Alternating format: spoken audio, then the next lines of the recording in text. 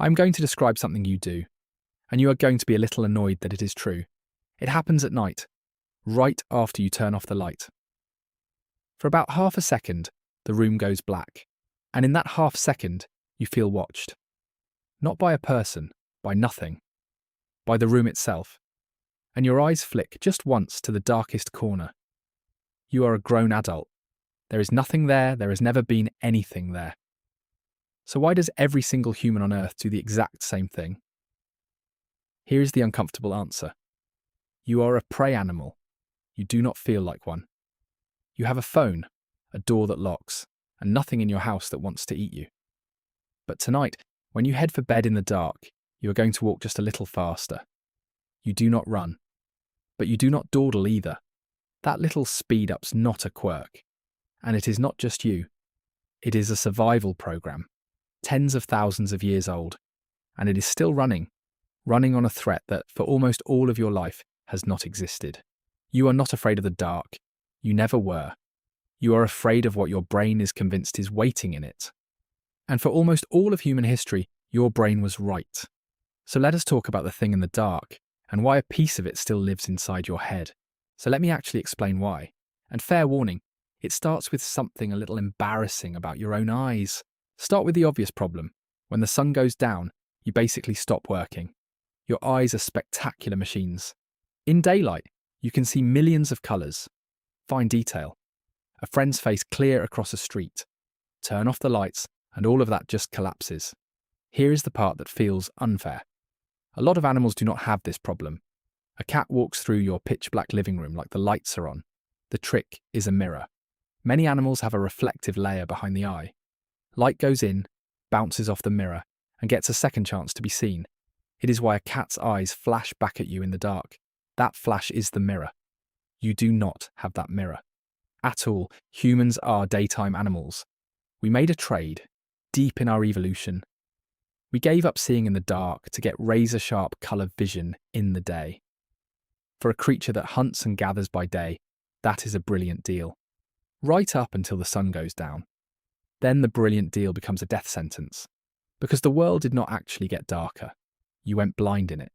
And you went blind at the exact moment everything that hunts you woke up. Real quick, because I am genuinely curious. What is the one dark room in your house you still will not walk into without the lights on? Drop it in the comments. And subscribe, because that instinct is older than our entire species, and we are just getting started. We like to think of ourselves as the top of the food chain. For most of the story, we were nowhere near the top. We were prey, slow, soft, clawless, and easy to catch. And the animals that ate us shared one inconvenient habit. The big cats that hunted us mostly hunt at night. Night was not just scary. Night was when the predators had every advantage, and we had none. They could see. You could not. They were fast. You were not. So evolution did the only sensible thing. It made you terrified of the conditions where you died. And here is the clever, slightly insane logic underneath that fear. Imagine a rustle in the dark grass. It might be the wind, it might be a lion. If you panic and run, and it was just wind, you lose a few seconds and feel a bit silly. If you stay calm and it was a lion, you lose everything. Those are not equal mistakes. One costs seconds. The other costs your entire future.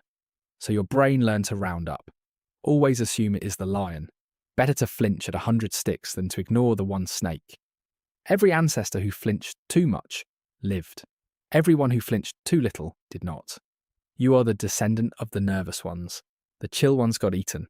That paranoia is not a bug in you. It is the reason there is a you. Now I want to show you the creepiest piece of evidence for all of this. This is not ancient history. This was measured, recently, with real data. In Tanzania, researchers gathered records of lion attacks on people. Around 500 of them. They wanted to know if the attacks followed any pattern. They did. The attacks lined up with the moon. And not the way you would guess. You would assume the danger is the darkest night. The new moon, when there is no light at all. That is the natural guess. It is also wrong. The most dangerous time was the 10 days right after the full moon. Which makes no sense until you think about when the moon actually rises. A full moon rises right at sunset and lights the whole night. Hard to be ambushed under a spotlight. But after the full moon, Each night the moon rises later, and later, and later, which opens up a window, a gap of total darkness in the early evening. And the early evening is exactly when people are still out. Walking home, finishing the day, the lions figured this out. They hunt that gap.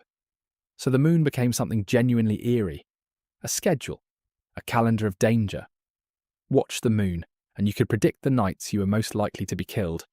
Now think about what that does to a species over thousands of years.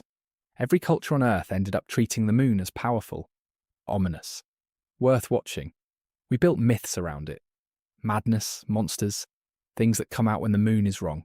Maybe that's not superstition for no reason. Maybe it is memory. The moon really did keep score, and some part of us never forgot. Okay, be honest with me. Did you already know that lions hunt by the moon? Because I did not, and I have not looked at the night sky the same way since. If that one got you too, tell me in the comments. And hit subscribe so the next strange fact finds you. Here is where it gets personal. You did not have to learn this fear the hard way.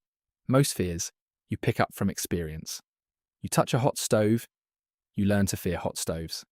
But a handful of fears seem to come pre-installed, loaded before you have any reason for them. A psychologist named Seligman gave this a name. He called it preparedness. The idea is simple. Evolution preloaded us to fear the things that used to kill us. Snakes, spiders, heights, and darkness. You learn to fear these almost instantly, often without a single bad experience. And once the fear is in, it is incredibly stubborn. It refuses to leave. Now compare that to the things that actually kill people today. Cars, electrical sockets, fast food, stairs. These genuinely hurt huge numbers of us, and almost nobody is instinctively afraid of a power outlet. Why? Because they are new. Evolution has not had time to write the fear. Your fear list was basically frozen in the Stone Age. It never got the update. Scared of the dark, relaxed around the socket. That is the list, working exactly as written. And there is one more clue. Hiding in plain sight. Watch a small child.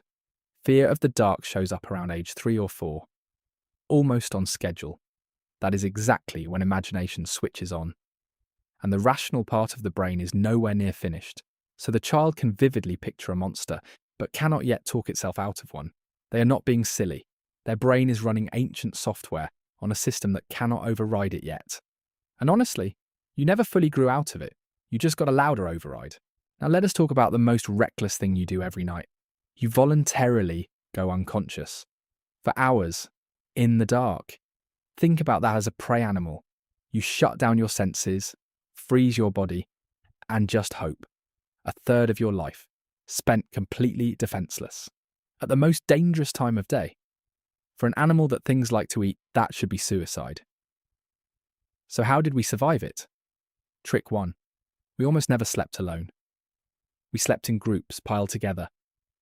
Because a crowd is harder to pick off than a straggler. Trick 2. We did not all sleep at once. Someone was always half awake. A living, breathing alarm system. And trick 3 is the one you still carry. Your brain never fully clocks out. Even deeper sleep, a part of you stays on guard, listening. It ignores the boring stuff, the fan, the traffic, your partner breathing. But let one wrong sound happen, a creak, a snap, a footstep that should not be there, and you are awake, instantly, heart pounding, before you even know why. That is not a malfunction. That is a guard dog that has been on duty for 1,000,000 years. It cannot tell the difference between a burglar, a branch, and a house settling. So it treats all of them like the lion. Wake up first. Ask questions later. You have a bodyguard living in your skull who has never once heard the word relax. For most of our story, the dark won. We hid, we huddled, we waited for sunrise. Then we found the one thing that changed everything. We learned to control fire. And fire was not just warmth. Fire was a weapon against the night itself. Suddenly the blind apes had a portable sun, light to see by, heat to survive the cold, and a glow that big predators genuinely hate. A lion will think very hard before walking into a circle of fire. So for the first time, we could push the darkness back. We could carve out a safe little bubble of light. And inside that bubble, something completely new happened.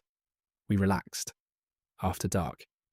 One scientist thinks fire changed us far more deeply than just safety. With fire guarding the night, our ancestors could come down from the trees to sleep. Safer sleep. Deeper sleep. Cooked food. More fuel for a growing, hungry brain. And the campfire became the centre of human life. The place we told stories, late into the dark. Look into a fire even now, and something in you goes quiet. Calm. Safe. That is not random. That is 40,000 years of fire, meaning you made it through another night. We did not defeat the fear of the dark. We just invented a nightlight and called it civilization. So why, with locked doors and electric light, does the feeling still come back? To answer that, meet the part of your brain that runs the fear. It is small and very fast. Think of it as a smoke alarm. Its whole job is to scream first and check later. And here is the wild part. Light literally calms it down. In bright light, your sensible, rational brain keeps a firm hand on the alarm. Plenty of information. Everything visible. No surprises. The alarm stays quiet. Then you turn off the light, and the chemistry shifts. The alarm gets touchier. The rational hand loosens its grip. And your vision system, starved of light, refuses to show you nothing. It hates blank space, so it starts filling the gaps in. Guessing what is there, it builds those guesses out of memory, expectation, and mood. And at night, in the dark, your mood is nervous. So it fills the darkness with the scariest thing it can imagine, and calls it real. That shadow that looks like a figure. That is not your eyes. That is your brain drawing. The shape in the corner is a hallucination, built from a hoodie and a hardwired expectation of predators. And now you understand the whole feeling.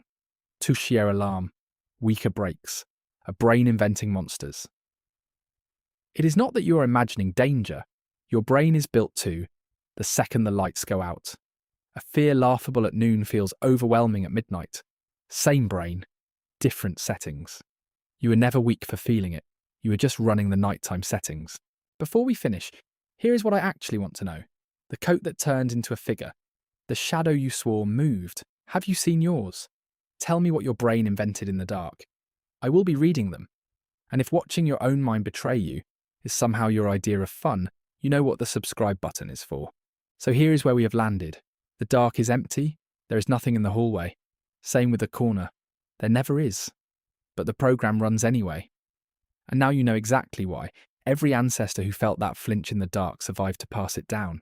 Every ancestor who felt nothing, who strolled calmly into the dark, mostly did not. Which means you are descended, every single one of you, from the ones who were afraid. That fast walk to bed is not a weakness. It is a signature. Proof of an unbroken line of survivors who were scared of exactly the right thing. The monster in the dark was real. It had claws and glowing eyes, and it ate people. It just is not there anymore. Not in your hallway. Not tonight. The last place that monster still lives is the half second after you turn off the light. So tonight, when it happens, and it will, you do not have to feel silly about it. That little jolt of fear is the oldest part of you, still doing its job, still keeping watch. Good night. Try not to look at the corner. If your own brain running ancient survival code unsettles you in the best way, the video on why you cannot tickle yourself is the same trick from the inside.